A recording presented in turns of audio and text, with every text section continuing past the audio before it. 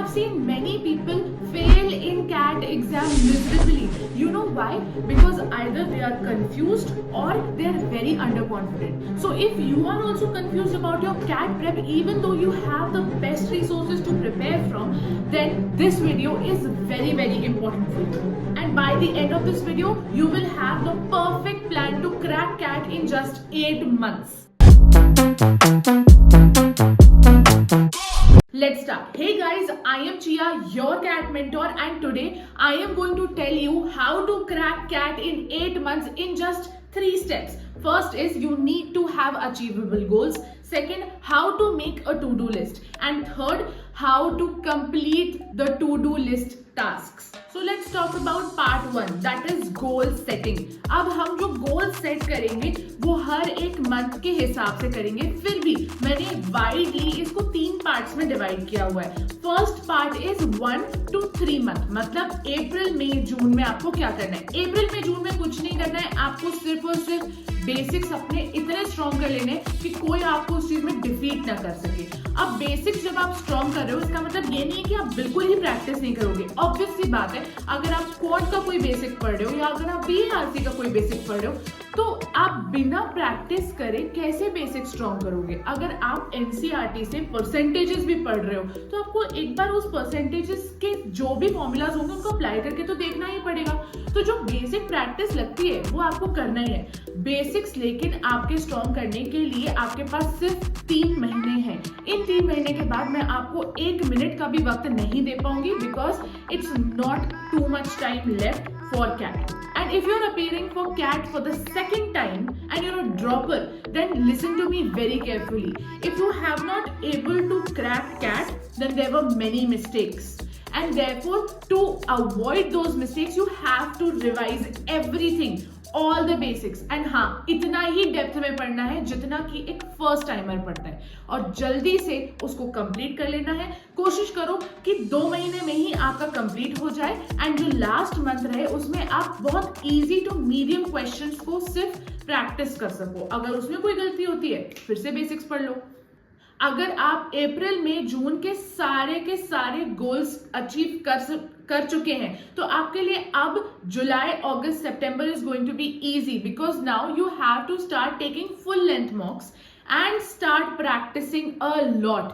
मतलब अगर आप प्रैक्टिस कर रहे हो, टाइमर लगा के कर रहे हो तो उसको आपको 100% अच्छे से करना है एंड वो आपका गोल होना चाहिए कि मुझे इतना particular amount of questions practice करने हैं every day of a certain subject. वो आपको मैं टू डू लिस्ट में भी बताऊंगी कि कैसे करना है. Last is phase 3. That is the last 2 months, that is October and November, जिसमें आपको कम से कम वीक में 2 से 3 मॉक्स देने हैं, उनका इन डेप्थ एनालिसिस करना है. अगर इस एनालिसिस में एक भी क्वेश्चन इधर उधर होता है, आपको एक भी क्वेश्चन आपसे छूट जाता है कि आपको नहीं समझ में आया, आप उसको आंसर नहीं कर पाए, आपको उसको सॉल्व करने में बहुत प्रॉब्लम हो रही है, तो फिर से उसके बेसिक्स पढ़ लो, रिवाइज कर लो and then do it again and again and again. Don't give up on them. अब हम आ गए हैं टोटली नए पार्ट में, that is how to make a good to do list. सबसे पहली चीज सेल्फ असेसमेंट करो. ये समझो कि तुम्हारे पास कितना टाइम होता है और उसके हिसाब से बिलीवेबल टास्क्स को अलॉट करो अपने आप को. ऐसा मत करना कि सेल्फ असेसमेंट करने में तुम ये सोच रहे हो कि मेरे पास 4 घंटे होते हैं, मैं 4 के 4 घंटे बहुत ज्यादा पढ़ने वाला हूं. नहीं, ऐसा नहीं होने वाला है. अगर तुम्हारे पास 4 घंटे तो तुम ये सोच के चलो कि तुम 3 घंटे की प्रिपरेशन करो, तब जाके तुम पूरे 4 घंटे में अपने टास्क को कंप्लीट कर पाओगे. If you are a working person you have a different kind of schedule. If you are a student, you have a different kind of schedule. If you have taken drop for CAT, then also you have a different kind of schedule and you have to make task list according to that only. Second is section wise split करो अपने time को. section wise to do list बनाओ कि तुम्हें पर section में क्या task complete करने हैं. एक भी सेक्शन उस वजह से कभी भी डिसरिगार्ड नहीं होगा, क्योंकि अगर तुम ऐसे नॉर्मली टू डू लिस्ट बनाओगे तो तुम क्या कर सकते हो, जैसे फॉर एग्जांपल मुझे मैथ्स नहीं पसंद है तो मैं मैथ्स को इग्नोर करूंगी. मेरा दिमाग नहीं चाहेगा कि मैं उस डिफिकल्ट सिचुएशन में पढ़ूं, लेकिन मेरा वहां पढ़ना जरूरी है क्योंकि मुझे IIM जाना है.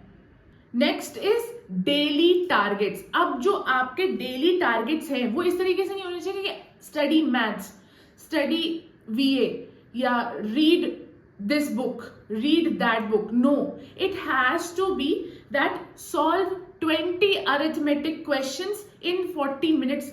ये होते हैं टारगेट्स. आपको अपने काम के साथ साथ ये भी एडजस्ट करना पड़ेगा कि आपको कितने टाइम में वो काम करना है, बिकॉज ये एग्जाम खुद एक टाइम सेंसिटिव एग्जाम है. Last is weekly analysis. Even though मैंने तुम्हें इतना सब कुछ समझा दिया है, फिर भी तुम हो तो थोड़े से गधे ही, तो तुम कुछ ना कुछ गलती जरूर करोगे. And therefore you need one day to understand कि तुम्हारे टू डू लिस्ट में क्या गलती है जिसकी वजह से तुम उन टास्क को नहीं कर पा रहे हो. तुम अपनी लाइफ का फिर से सेल्फ असेसमेंट करो जब तक तुम एक परफेक्ट टास्क लिस्ट पे ना पहुंच जाओ. जब तुम्हारे पास एक परफेक्ट टास्क लिस्ट आ जाएगी, उसके बाद तुमको कोई नहीं हरा सकता है. एंड ये perfect task list I think तुमको अचीव कर लेनी चाहिए maximum by the mid of May. The last part of this video is कि इन टास्क को तुम पूरा कैसे करोगे. तो मैंने आपको बताया कि आप टू डू लिस्ट बना रहे हो, लेकिन इन टास्क को पूरा करना in it self is a very big task. Therefore हम सिर्फ एक टेक्निक को यूज करने वाले हैं जिसका नाम है पोमोडोरो टेक्निक. पोमोडोरो टेक्निक में इस तरीके से पढ़ाई होती है कि आप ब्रैकेट्स बना लेते हो टाइम के, एंड उन ब्रैकेट्स ऑफ टाइम में आप अपना फोन स्विच ऑफ कर देते हो, सब जगह से कट ऑफ कर लेते हो. आपका दोस्त आके आपको आवाज नहीं लगा सकता है, मम्मी खाने पे नहीं बुला सकती है, टीवी की आवाज आपको सुनाई देना बंद हो जाती है, एंड आप सिर्फ और सिर्फ अपने टास्क में लग जाते हो. It could be a 25-minute bracket, it could be a 40-minute bracket, it could be an hour bracket. And इस तरीके के आप ब्रैकेट्स बनाते हो 3 या 4, आप जैसे भी चाहो. एंड इन 3-4 ब्रैकेट्स के बीच में आप अच्छा खासा 15-20 minutes break, 5 minutes, 10 minutes break लेते हो. जैसे ही आपका ये ब्रैकेट खत्म होता है, then there is fun time and then the another bracket starts. And ऐसे ब्रैकेट्स में पढ़ाई करोगे तो एकदम परफेक्टली अपने टास्क को पूरा कर लोगे. एंड द लास्ट ब्रैकेट खत्म होने के बाद आपके पास बहुत सारा टाइम बचेगा जिसमें आप फन एक्टिविटीज कर सकते हो, सो सकते हो, अपने आप को एनर्जाइज कर सकते हो, सब कुछ कर सकते हो. तो इस तरीके से आप ड्रेन आउट भी नहीं होगे और आपके सारे टास्क भी पूरे हो जाएंगे. There is some advice that I want to give you, and that is कि मेरे हिसाब से जो perfect time bracket है वो है 30 minutes का time bracket, and you divide all these 30 minutes के time bracket in at least 4 to 5 breaks. तो 4 to 5 breaks आपके 30 minutes के time brackets में आने चाहिए. तो इस हिसाब से आप 6 या 5 brackets of 30 minutes में पढ़ रहे हैं, and that is 2.5 hour of studies, and that's it. That's all you need for CAT. आगे किसी भी तरीके की हेल्प के लिए you can go to the description and you will find a number where you can ask anything, और you can comment anything, you can ask your doubts, you can shoot whatever you want to, and I'm here to help you, and I will for sure comment back. See you, bye.